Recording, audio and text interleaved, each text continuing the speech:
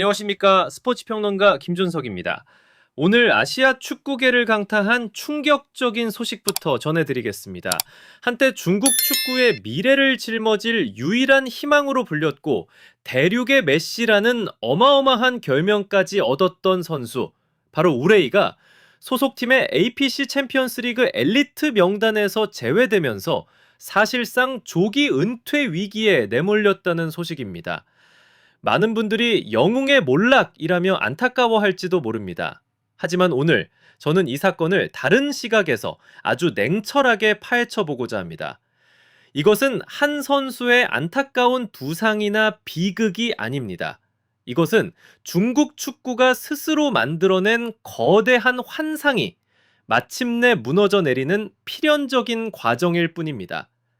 그렇습니다, 여러분.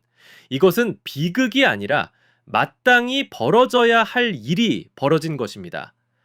언론에 의해 과대 포장된 환상이 깨지고 결국 종이 호랑이가 냉혹한 현실 앞에서 그 민낯을 드러낸 것, 바로 그것입니다.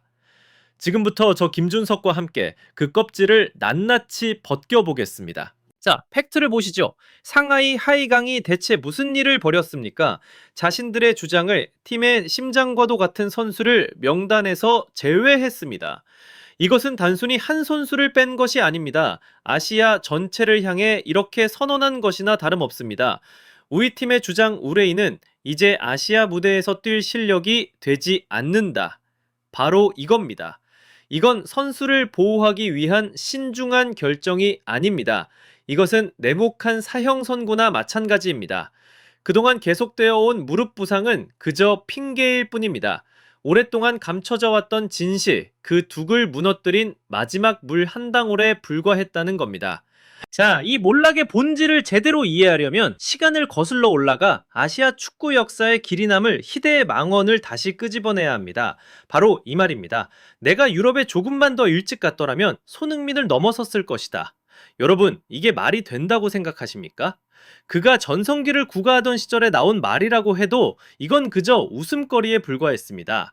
손흥민 선수가 어떤 선수입니까? 10대의 나이에 독일 분데스리가를 그야말로 정복했고 세계 최고의 리그인 잉글랜드 프리미어 리그에서 득점왕까지 차지한 살아있는 전설입니다.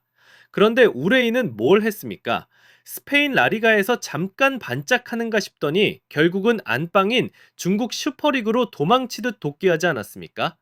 여러분, 이건 매우 간단한 문제입니다.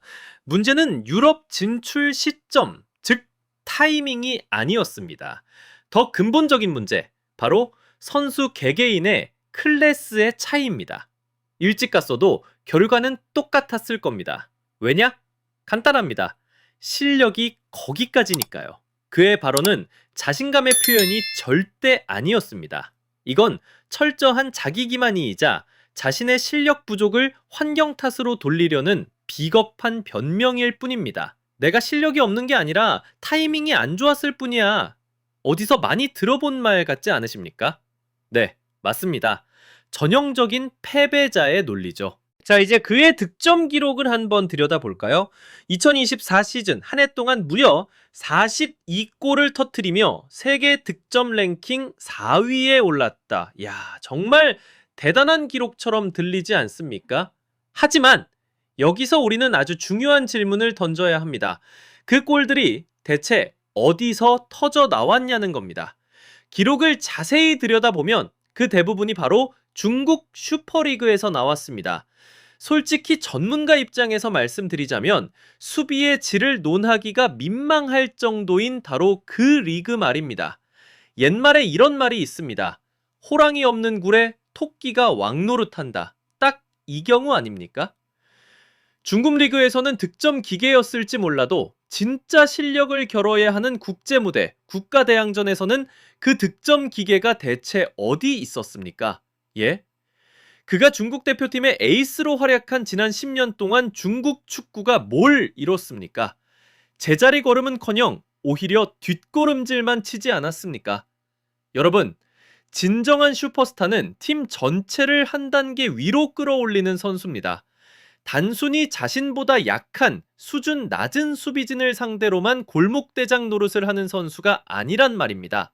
자, 그리고 바로 여기가 오늘 이야기의 절정, 클라이맥스입니다, 여러분. 잘 들으십시오.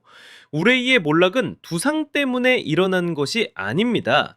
부상은 그저 방아쇠, 기폭제 역할을 했을 뿐입니다.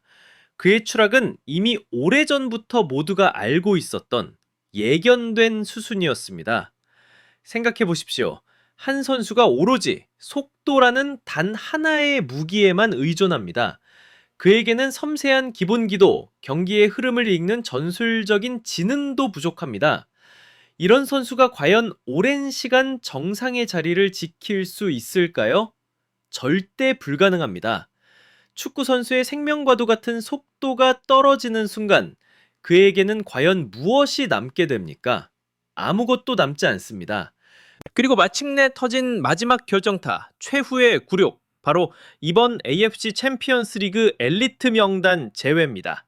이것은 소속팀 상하이 하이강이 스스로 내린 자백이나 다름없습니다. 우리는 더 이상 우레이를 믿지 않는다. 바로 이 말입니다. 결국 수년간 뻥튀기처럼 부풀려졌던 거품이 터져버린 것입니다. 중국 축구가 만들어낸 거대한 환상이 산산조각 나버린 것입니다. 동화 속 벌거벗은 임금님처럼 화려한 옷은 모두 사라지고 그의 진짜 모습이 마침내 만천하에 드러난 것입니다. 지금 중국 현지 기사의 댓글창과 축구 커뮤니티는 그야말로 혼돈에 빠져 있습니다. 우레이의 부상은 대체 뭔가? 십자인대 파열도 이렇게 오래 걸리진 않는다. 내년에는 정말 돌아올 수 있는 건가? 그를 정말 보고 싶다. 한 명의 스타를 향한 팬들의 애타는 마음이 절절하게 느껴집니다. 물론 그들의 이런 걱정과 안타까움 충분히 이해합니다. 하지만 여러분, 저는 감히 이렇게 말씀드리고 싶습니다. 어쩌면 바로 지금이 그들이 그토록 오래 꿔왔던 달콤한 꿈에서 깨어나야 할 순간이라고 말입니다. 이제는 멈춰야 합니다. 실체도 없는 단 한 명의 구세주를 그들만의 메시를 찾아 헤매며 모든 희망을 걸어버리는 그릇된 관행을 말입니다. 우레이라는 환장의 붕괴는 분명 뼈아픈 경험일 겁니다. 하지만 밑빠진 독에 물 붓기식으로 기초는 무시한 채 스타 한 명 만들기에만 급급했던 중국 축구의 현실을 비추는 거울이기도 합니다. 헛된 칭찬과 공허한 기대감 속에서 너무나 오랫동안 표류해온 중국 축구. 그들에게 지금 필요한 것은 또 다른 영웅이 아니라 바로 이런 고통스러운 현실 직시입니다. 이 쓰라린 경험이야말로 그들이 진정한 발전을 위해 내디뎌야 할 첫걸음이 될 것이기 때문입니다. 그리고 바로 이 대목이 오늘 우리가 가장 깊이 곱씹어 봐야 할 부분입니다, 여러분. 어쩌면 우레이라는 한 시대의 상징이 막을 내리는 것이야말로 진정한 의미의 새로운 시작을 알리는 신호탄일지도 모른다는 사실 말입니다. 허상과 거품이 아닌 철저하게 현실에 발을 딛는 그런 시작 말입니다. 그렇습니다. 더 이상 떠받들 종이 호랑이가 사라졌을 때 그들은 비로소 진짜 호랑이들이 뛰노는 진짜 숲을 가꾸어야만 할 것입니다. 역설적이지 않습니까? 한 스타의 경력의 죽음이 어쩌면 병든 중국 축구의 가장 절실했던 강력한 해독제이자 입에는 쓰지만 몸에는 좋은 보약이 될 수 있다는 것. 이것이야말로 우리가 이 사건의 본질을 꿰뚫어 볼 수 있는 가장 중요한 관전 포인트입니다. 결론을 말씀드리겠습니다. 결국 우레이의 이야기는 부상에 대한 이야기가 아닙니다. 이것은 좁은 우물 안에서의 명성과 드넓은 큰 바다에서의 진짜 실력이 얼마나 다른지를 보여주는 뼈아픈 교훈입니다. 튼튼한 기초를 다지기보다는 실체도 없는 가짜 영웅을 만들어내는 데만 급급했던 한 나라의 축구가 얼마나 잘못된 길을 걸어왔는지를 보여주는 가장 전형적인 사례인 것입니다.